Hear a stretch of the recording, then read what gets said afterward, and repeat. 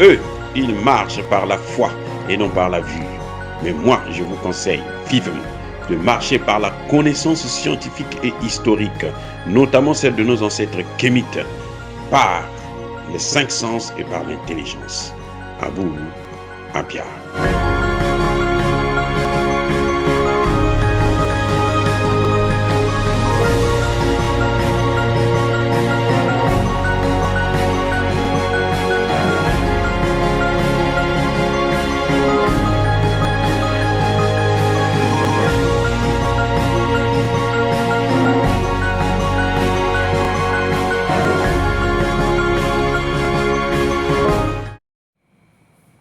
Otep à tous, bienvenue sur la chaîne des panafricanistes, par essence, par conviction et par excellence.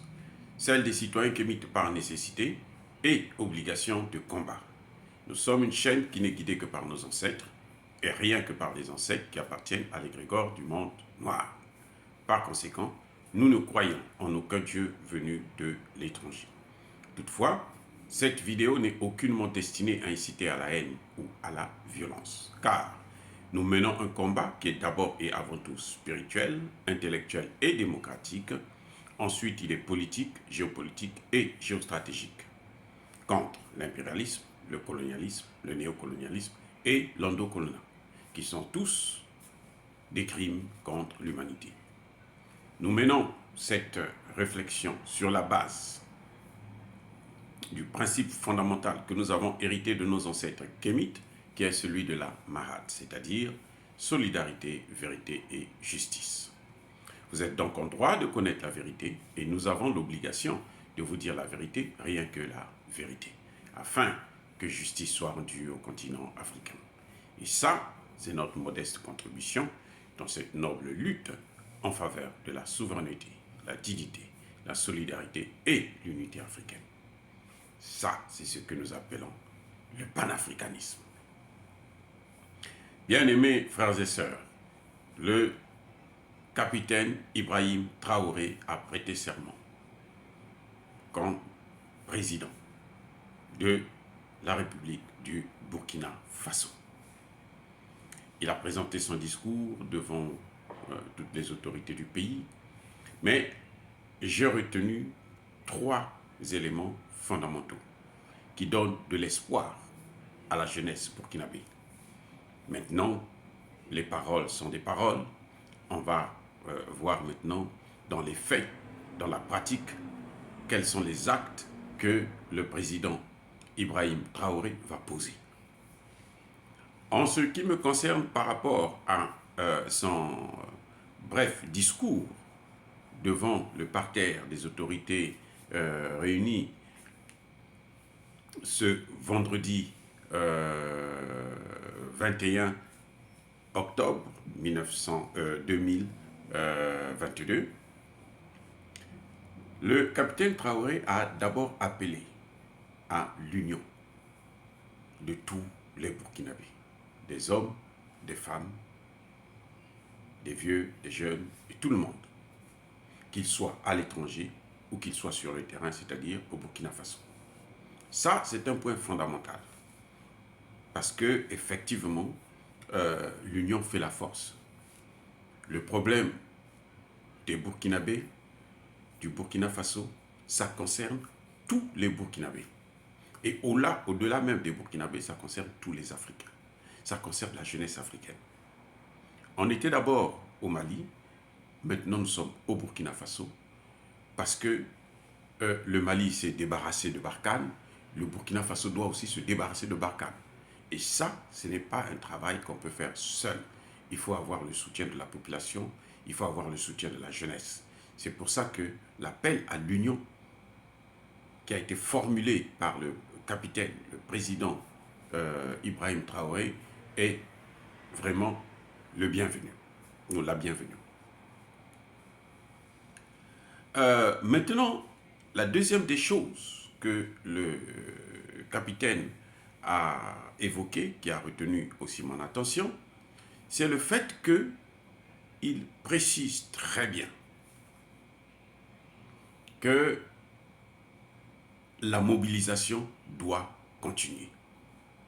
Et oui, c'est pas parce que la jeunesse a pu l'amener, l'élever au rang de président de la République pour la transition de 21 mois, que la jeunesse va maintenant dormir tranquille. Non. Parce que l'ennemi ne dort pas. L'ennemi qui est la France, l'ennemi qui est la France-Afrique, l'ennemi qui est Emmanuel Macron, l'ennemi qui est le colonisateur, l'ennemi qui est le franc CFA, l'ennemi qui est les militaires français, les bases militaires françaises, l'ennemi qui est la junte française, l'ennemi qui est la maudite junte française, ne dort pas. Elle est toujours là, comme un lion rougissant, cherchant qui dévorer, cherchant quel pays détruire, quel pays déstabiliser. Donc la jeunesse doit rester éveillée, elle doit être mobilisée. On a vu, pour éviter qu'il y ait des débordements, qu'il y ait des blessés et des morts au Burkina Faso, il a fallu que cette jeunesse se lève. Si la jeunesse ne s'était pas levée, Damiba aurait, avec bien entendu l'appui de la France, ils auraient mettre le pays à feu et à sang. Mais comme la jeunesse était levée, et elle était unie, comme un seul homme, derrière le capitaine Traoré, les choses se sont passées correctement. Et donc ça, c'est un élément aussi fondamental que nous devrons retenir, que nous devrons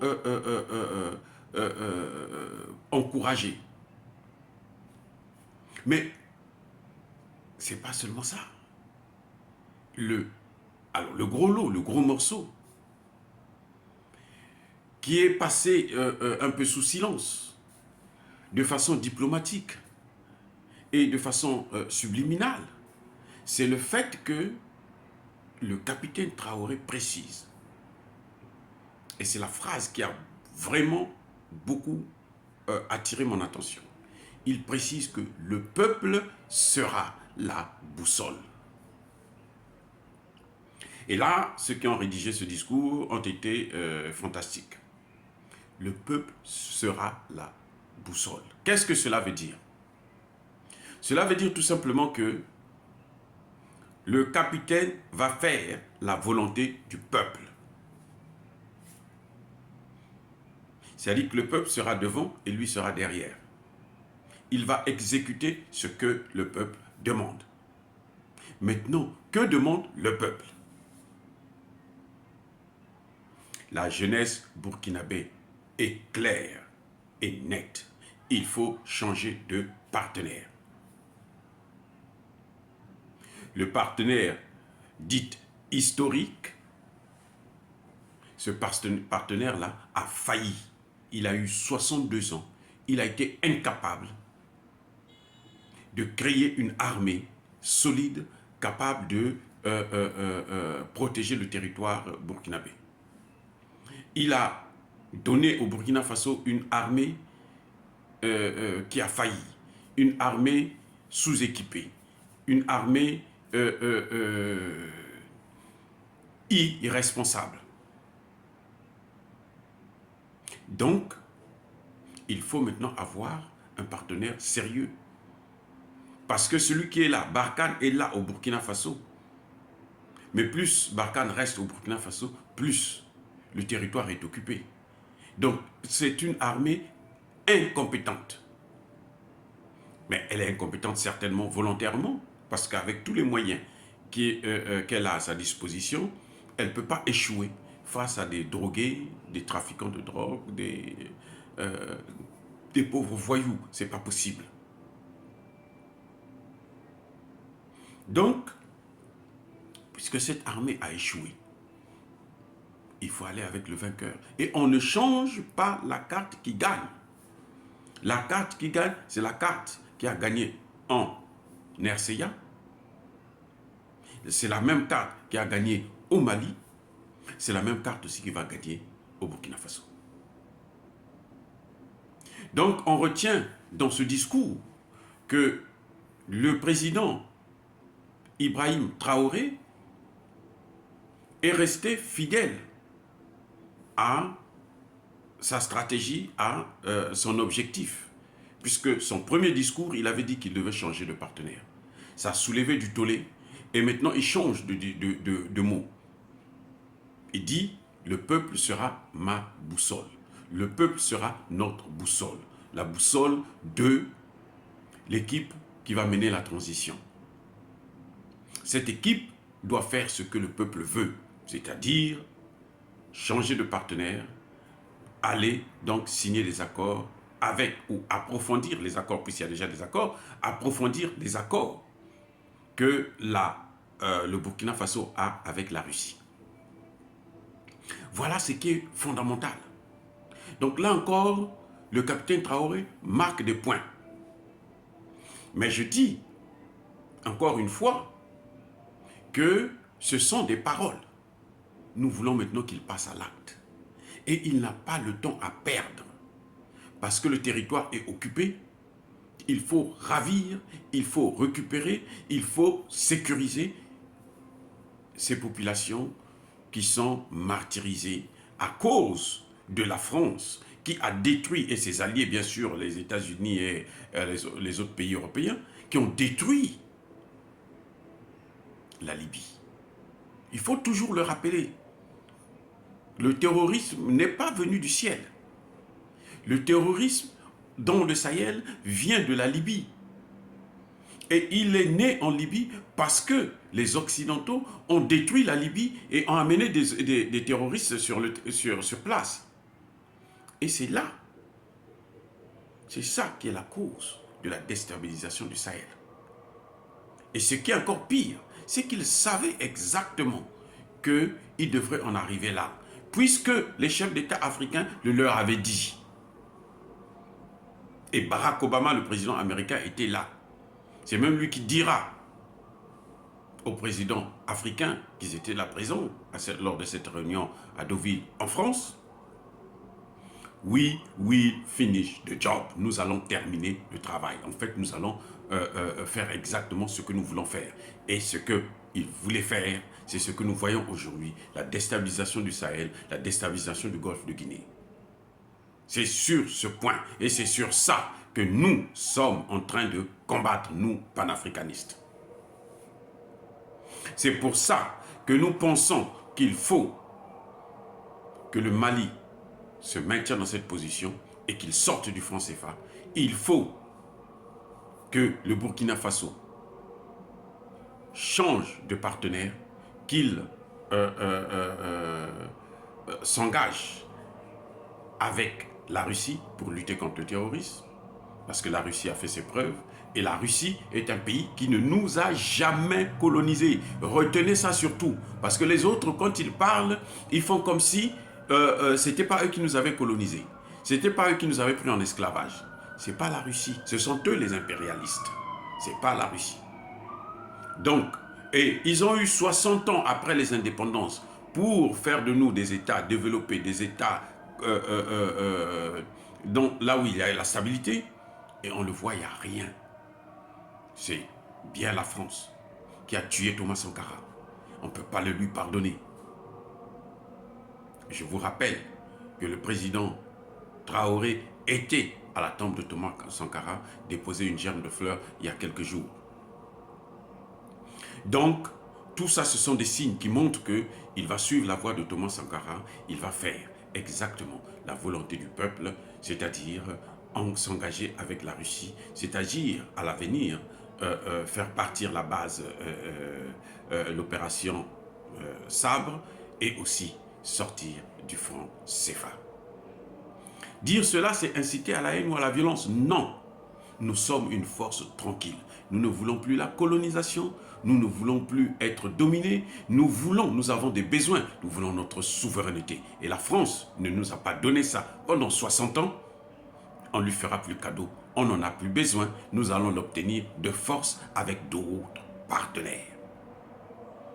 Entre-temps, soyez bénis par le Dieu des Kémites et que ceux qui persécutent les Africains et les panafricanistes, ceux qui pillent l'Afrique, ceux qui déstabilisent le continent africain, puissent être écrasés, punis et maudits par le Dieu de nos ancêtres kémites et par tous nos ancêtres angélisés.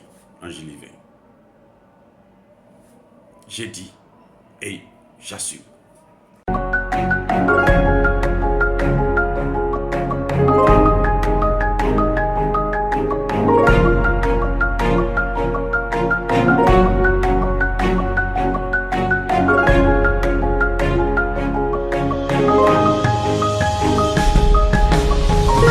Bien-aimés frères et sœurs, vous connaîtrez la vérité et la vérité vous affranchira. Ça, c'est pas moi qui le dis, c'est la Bible qui le dit.